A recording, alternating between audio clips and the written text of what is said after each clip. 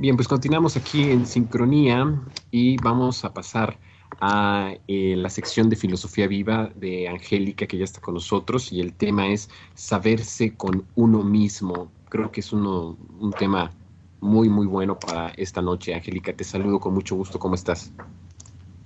Hola Jonathan, buenas noches. Buenas noches a todos, Marta, Ulises y a todos que nos escuchan, amigos e invitados. Gracias por estar aquí y acompañarnos con Filosofía Viva. Pues el título de hoy, como ya lo decías Jonathan, es Saberse con uno mismo. En programas anteriores estuvimos hablando del cuerpo, interioridad, el presente y lo repetido. Ese juego entre dentro y afuera.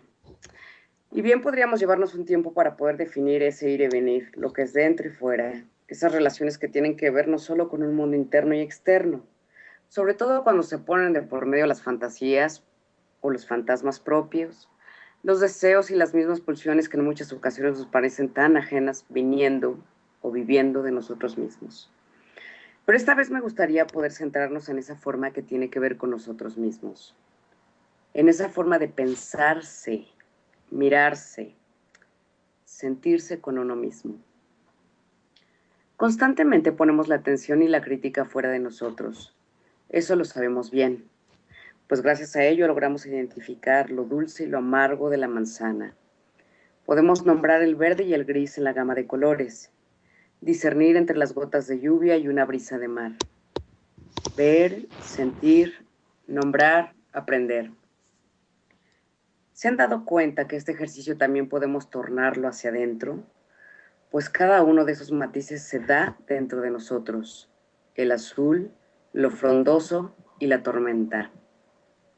¿Y cómo es entonces que nadie nos dijo de ello? ¿A quién iremos a reclamar? Pues ¿a dónde se nos fue ese relato? Podríamos culpar a la posmodernidad que tanto me ha resuelto adjudicarle. Podríamos también responsabilizar a nuestros padres por habernos creado la historia de tres viajeros que vendrían a visitarnos solos para traernos regalos.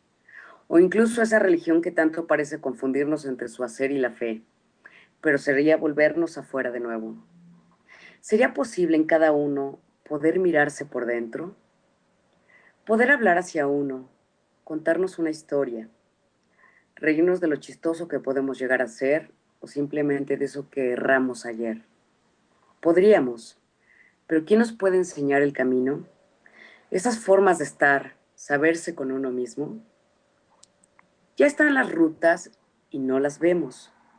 Parecen exclusivas, limitadas o escondidas, y sí lo son, pero no como creemos, pues lo limitado está en pensarse uno bajo lo que otros han decidido decir, concebir o delimitar la idea de quiénes somos, de dar por hecho las formas de vincularnos, de definir lo que uno es capaz de sentir y cómo hacerlo.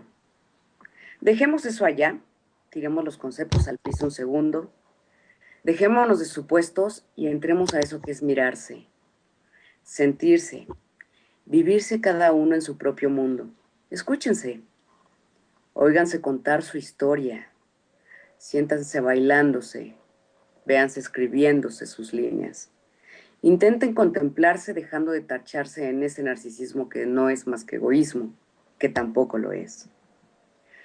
Verse en un registro de pocos, pues no todos lo saben. Vivirse con uno, en propia intimidad. Esto se logra, y claro, siempre a través de otro. Ese o eso otro que nos permite poner los pies, las risas y los impedimentos, para quizá poder permitirnos sabernos más humanos, en ese odio, en esa vergüenza, con esas culpas. Eso que nos muestra la fragilidad de vivir en su finitud, aun cuando podamos llegar a ser intensos en notas y largas pinceladas. Echemos la vista dentro, quizá en ello uno se encuentra con mundos propios que resultaron fascinantes, sonrisas perdidas e historias rotas y de grande sazón, pero al final propias, tuyas, mías y de nadie más.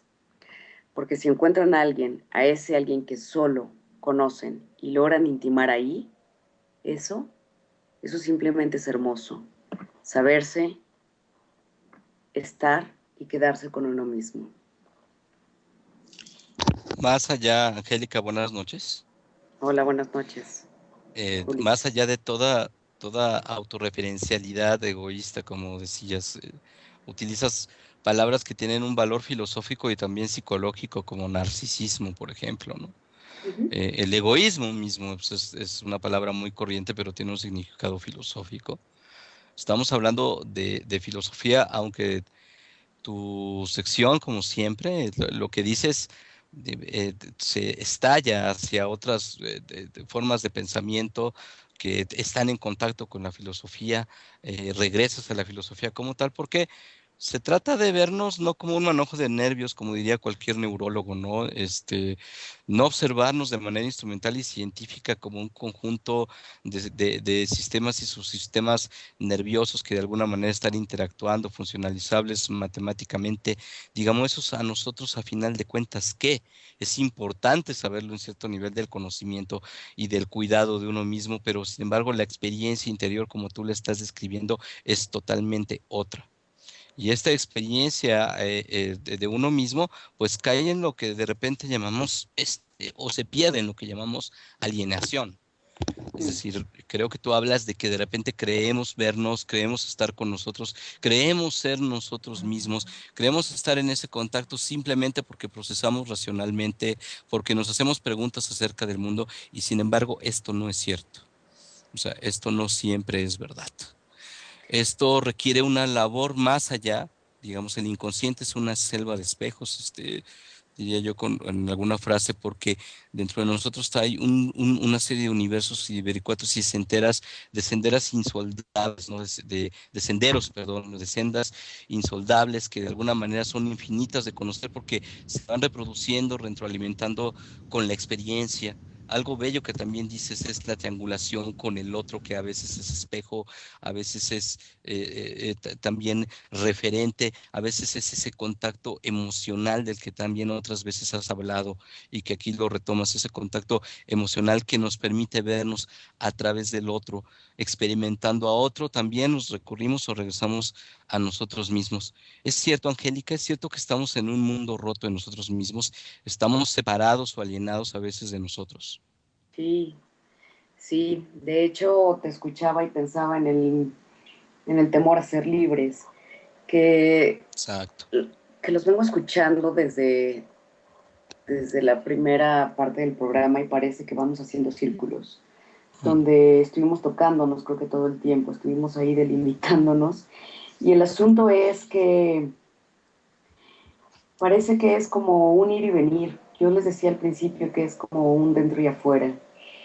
Una vez tuiteaba que para mí el amor son eh, como burbujas de jabón que de repente se encuentran y así de fácil se rompen y vuelven a apostar por volverse a crear. Entonces, tú hablabas también en algún momento de pues el espacio, el deseo por descubrir al otro, en qué momento le gusta y cómo le gusta, que lo decía Ernesto y tú decías, bueno, pues también hasta el espacio propio, ¿no? Creo que se trata como de saber encontrarse uno en esos, tanto en los propios como en el otro. Y eso es saberse, eso es conocerse, eso es poder estar con uno y con el otro.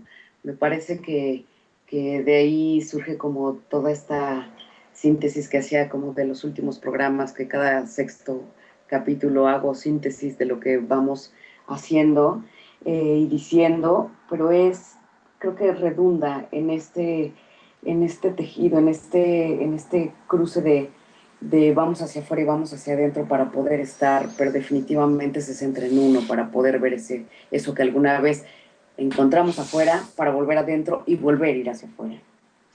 Así es, entonces se trata de la comunicación con uno mismo también, no solamente la comunicación al exterior, Angélica.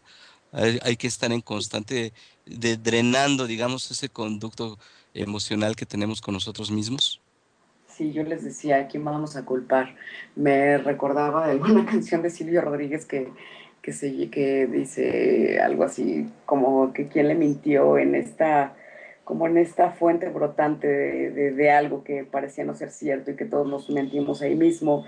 Pero en realidad creo que se trata como de volver a encontrarlo, ese hilo que en algún momento parece haberse perdido por la alineación, por el temor a ser uno mismo, y que creo que es mucho más sencillo. Y no, tampoco quiero como relativizar, pero me parece que es más sencillo poder sabernos que es volver a ese hilo conductor del cual estás hablando, Ulises. Pues, Angélica, un placer escucharte, no solo por el tema que tocaste hoy, sino también por tu hermosísima voz que nos tranquiliza, nos relaja, después de tantos temas tan trepidantes que tocamos hoy. Muchísimas gracias. Muchísimas gracias. Y bueno, gracias a los que nos escucharon, gracias a todos nuestros demás colaboradores. Por cierto, el pronóstico de esta semana de nuestro economista de Comunica es que va a ser la mejor semana del mundo. Y pues bueno, ahí les dejo, ojalá tenga razón y sea mejor que otros horóscopos de No, este mes. Entonces esperemos. Y gracias a... ¿Quién sabe por qué lo habrá dicho, Marta? Yo no creo. Bueno, pues yo espero que yo le creo a él, prefiero creerlo bueno, a ver, esperemos. Gracias a todo el equipo de Yo Red soy Generación. agnóstico en ese sentido. Pues sí, bueno, yo es aquí verdad soy que muy buena. creyente, bonito, entonces pues, a ver, esperemos. Gracias a todo el equipo de Red Generación, gracias Jonathan, gracias Ulises, gracias a todos los que nos escucharon y hasta la próxima sincronía.